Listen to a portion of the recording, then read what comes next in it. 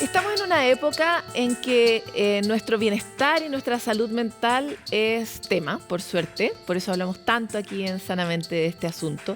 Es tema en nuestra vida personal y cotidiana. Nos está costando encontrar una manera de recobrar nuestro bienestar.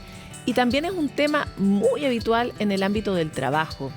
Dado que pasamos tanto tiempo trabajando, el problema es aún más grande. Es por eso que hoy las empresas, muchas instituciones están cada vez más atentas de la urgencia de tomar iniciativas que permitan generar mayor bienestar en los ecosistemas laborales, entregar mejores herramientas a las jefaturas para que no se conviertan ellos en el principal problema de salud mental de algunos de los trabajadores, y también visibilizar, validar la posibilidad de que las personas puedan estar mal o sentirse mal en el entorno laboral desde un aspecto más bien emocional. Hoy queremos hacer un foco particularmente en qué podrían hacer las empresas para poder cuidar mejor a sus trabajadores y trabajadoras. Y sobre esto vamos a hablar con Pamela Gana, Superintendente de Seguridad Social. Muchas gracias por estar aquí, Pamela. Muchas gracias, Paloma. Muchas gracias por la invitación y feliz de estar nuevamente con ustedes. Efectivamente, tú ya estuviste con nosotros y las cifras eran unas en ese tiempo y son otras en este momento, y así en términos generales. ¿Estamos peor o mejor en materia de salud mental en el ámbito laboral? Yo diría que seguimos igual. Desde ya hace algunos años se ha evidenciado que la importancia de la salud mental es central en muchos ámbitos. Y para graficarlo un poco, lo que tenemos como estadísticas, como números, indicadores de salida, si le podemos llamar, es que en el área de la salud laboral tenemos que en el 2022 un 67% de las enfermedades que fueron calificadas como laborales son de salud mental. O sea, ya, pero 67, es muy grande. Es altísimo, ha ido en crecimiento y el año pasado, 2022, fueron 67%. En el área de la salud común, entiéndase todo lo que es cubierto por ISAPRE, FONASA, etcétera, en ese ambiente tenemos que del total de licencias médicas, que son al año 2022 como 9,5 millones más o menos, tenemos que un 30% son de salud mental. O sea, también tenemos en ambos sistemas de salud, tenemos identificado este problema. Ya, pero en el sistema laboral son 2/3. O sea, me refiero, el tamaño del problema es bien grande. Bien grande. Y aquí también hay que rescatar lo que dice la OMS. La OMS ha señalado en un informe de junio del año pasado, el 2022, que 1 de cada 8 personas en el mundo tiene una afección mental. O sea, no estamos solo en esto. O sea, es un tema mundial que hay que abordarlo. Y aquí viene lo importante, que hay que abordarlo, que hay que gestionarlo. De igual forma, la OMS dice que la salud mental depende de varios factores, de varios entornos donde nos movemos nosotros. Nos movemos, nos relacionamos con nuestra comunidad, con nuestra familia, en los colegios y en el trabajo. Y el trabajo es algo, por cierto, pasamos al menos 8 horas, cuando entre en vigencia 40 horas laborales serán menos, pero hoy día pasamos por lo menos 8 horas trabajando. Por lo tanto, nos relacionamos mucho con el trabajo y hay factores psicosociales laborales que se llama, que son las condiciones organizacionales del trabajo que influyen en nuestra salud mental. Por lo tanto, eso hay que abordarlo, hay que gestionarlo. Ahora, Pamela, si tenemos este número del 67 para 2022, me imagino que tenemos los números para los años previos, entendiendo más o menos que la pandemia debe haber distorsionado mucho también esas cifras, ¿no? Tú dices que estamos más o menos igual, porque estamos pensando en que en 2019 estamos en qué cifra. Ha ido creciendo. Ya. Este 67% es el más alto que habíamos visto. Ya. Habíamos visto crecimientos desde un 50%, 55%, etcétera, hasta llegar a este 67%. Por cierto que todavía se ve influenciado por los efectos pandémicos. Por supuesto. Yo creo que 2023 va a ser un año más decidor en la cual veamos cómo se sigue comportando esta cifra. Pero sea 67 o sea 50, ya está. O sea, igual 40, es un problema enorme. Es un problema de salud pública, es un problema de la gestión de las empresas y por eso también es importante resaltar cómo este ámbito del trabajo, que es uno de los entornos en que nos movemos y muy importante, cómo lo abordamos para gestionarlo. Y aquí es muy importante señalar qué contamos para gestionarlo. Y aquí viene toda una línea que lo conversamos hace más de un año atrás cuando estuvimos acá, que cómo los empleadores tienen obligaciones. De acuerdo a nuestra legislación, el Código del Trabajo y otro tipo de legislación, es el empleador el que tiene la obligación de establecer las condiciones sanas y seguras para los trabajadores y trabajadoras. Y eso tiene todo el sentido del mundo porque además el empleador es el que está en la situación de poder, ¿no? Es el que pone la regla de ese ecosistema. Ahora, en términos muy concretos, ¿cuáles han sido para ustedes factores en los que un empleador realmente atornilla y tiene un resultado positivo en sus comunidades, porque yo creo que las empresas se sienten bastante agobiadas con la enorme cantidad de exigencias que hoy día han aparecido en su mesa, ¿no? Y esta es otra más, ¿no? Por lo tanto, es súper importante que las acciones puedan ser efectivas. Sí, yo creo que es importante señalar que, como decía, hay obligaciones. Estas obligaciones no están solo los empleadores para enfrentarlos. Existen instrumentos que son de aplicación obligatoria, pero la invitación es más que hacer el checklist de la obligatoriedad de cumplir, es mirarlo desde un punto de vista estratégico. Nosotros hoy día, ya hace mucho tiempo, estamos pregonando esto, diciendo las empresas que no se hagan cargo de esto desde una visión estratégica, de la gestión estratégica, van a tener las consecuencias de alto ausentismo, baja productividad, bajo crecimiento, porque de eso estamos hablando. Hay estudios que demuestran esta relación entre el bienestar y la productividad. Por lo tanto, estamos hablando de eso, de una visión estratégica de la empresa. Entonces, en esa línea, ¿qué es lo que está disponible? Desde hace muchos años existe un cuestionario que está enmarcado dentro del protocolo de vigilancia de la salud mental del Ministerio de Salud, pero desde enero del 2023 tenemos un nuevo instrumento que se llama el cuestionario de evaluación de ambientes laborales en salud mental. Si no lo conocen, pongan ahí, googleen SEAL, SM o salud mental, suceso, y les va a aparecer inmediatamente el manual de aplicación.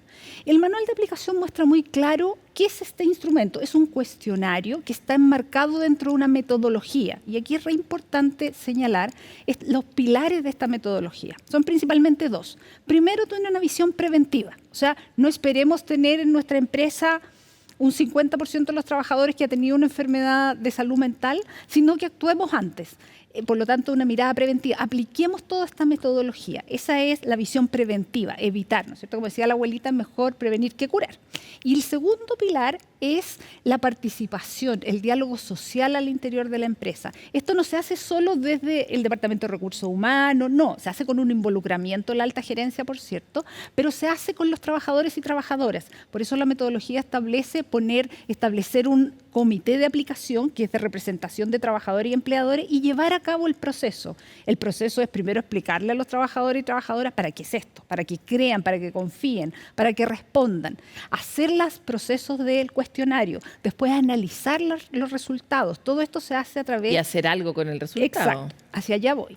Y analizar los resultados, todo esto se hace a través de una plataforma de la Superintendencia de Seguridad Social de la Suceso, pero se activa a través de los organismos administradores, de las mutualidades o el ISL, depende de donde esté adherido el empleador.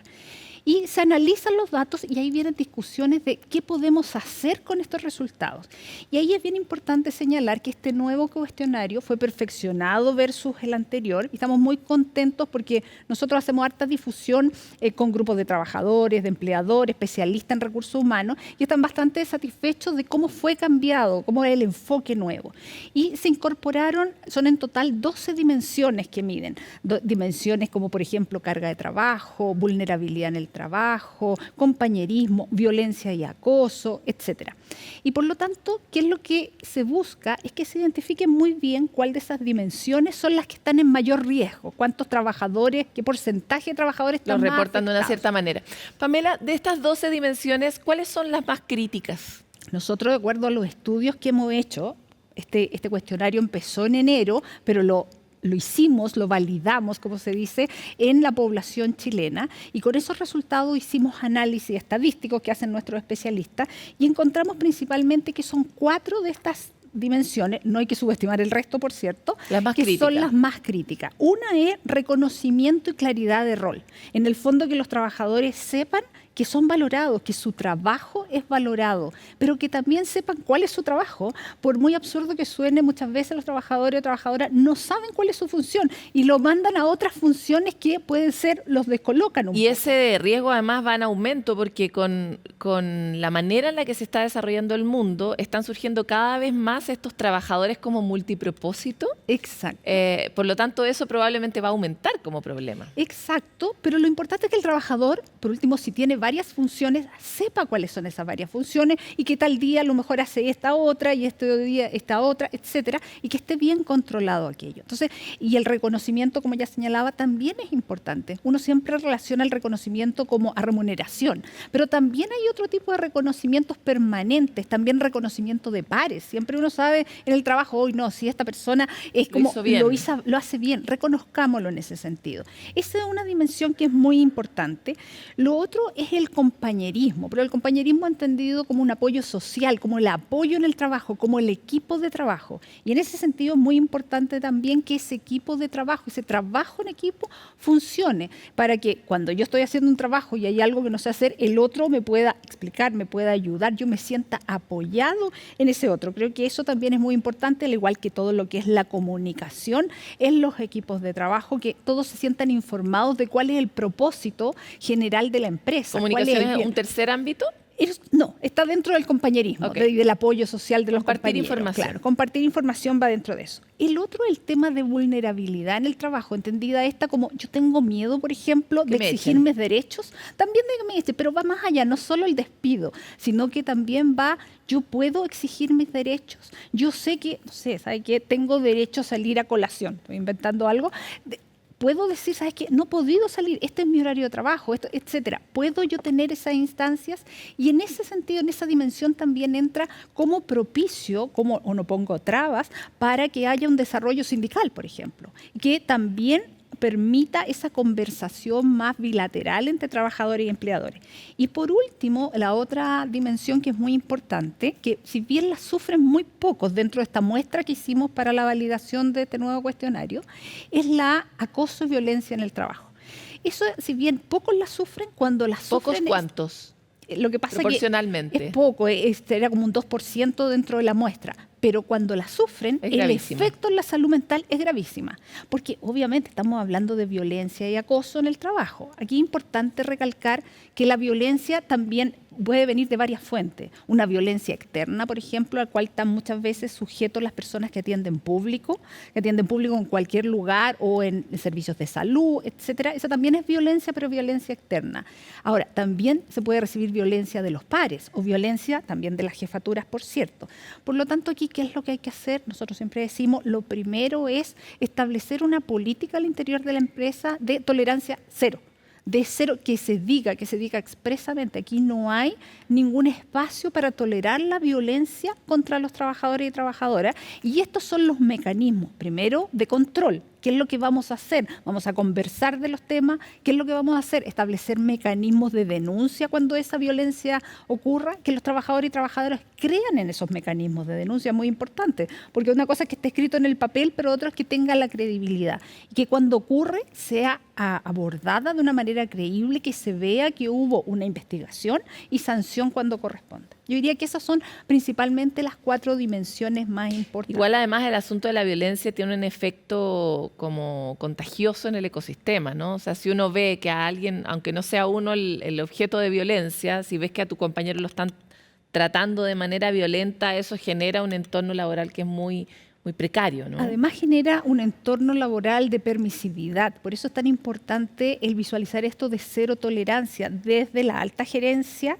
hasta cualquier funcionario trabajador. Entonces, la cero tolerancia es muy importante. Pamela, aquí la pregunta incómoda, porque vivimos en un país que tiene que avanzar en mejorar sus estándares respecto de la violencia. Desde la violencia que está permitida dentro de las casas y que se ejercen entre las mismas familias, la violencia contra las mujeres, que es una violencia habitual, la violencia que vemos en la calle. O sea, la violencia es algo que está entre nosotros en Chile de manera muy permanente y por lo tanto deconstruirnos en materia de la violencia es un trabajo de conciencia mayor.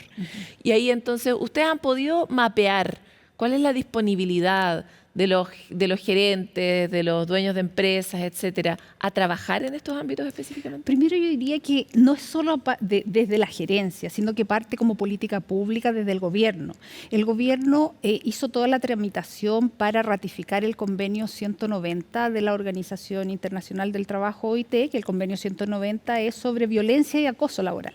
Ese convenio fue ratificado por nuestro Congreso Nacional y fue depositado en junio de este año en Ginebra y tenemos un plazo de 1 año para poder implementarlo. Por lo tanto, desde ahí ya parte una voluntad de hablar y decir la violencia en el trabajo. La violencia en todos los aspectos, por cierto, pero lo que estamos hablando del trabajo, es cero tolerancia y hay que trabajar para ello. No basta con quedarse con el discurso de que vamos a trabajar, sino qué es lo que hacemos en concreto. Y esto significa hacer análisis en distintos aspectos de la política pública, cómo se puede abordar.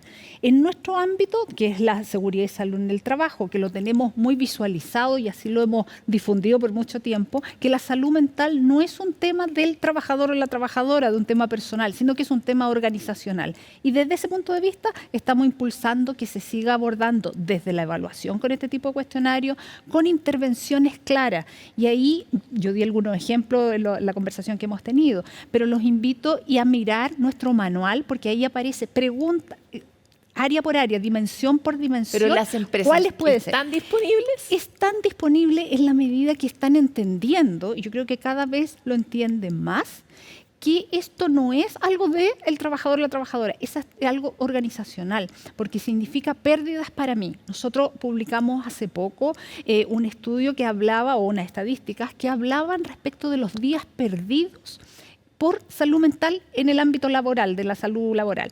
Y mostrábamos que en promedio, cualquier enfermedad laboral son 28 días de ausencia, que ya son hartas, pero en salud mental, un trabajador o trabajadora enfermo por salud mental significan 48 días de ausencia.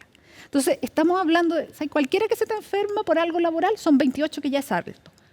Por salud mental van a ser 48. Entonces, se está entendiendo que es algo que tiene que ser gestionado eficientemente desde una mirada estratégica, porque si no termina en un perjuicio, razones obviamente, para el y trabajador. razones económicas. Exacto. O sea, esto es una obligación legal, es una obligación ética, por cierto, pero empecemos también a mirarlo desde el punto de vista para las empresas, desde una gestión estratégica, de que es bueno para ellos desde la productividad, desde su crecimiento y al final del crecimiento del país. Hay estudios que muestran evidencia clara de cómo se relaciona la salud mental con la falta de crecimiento de un país.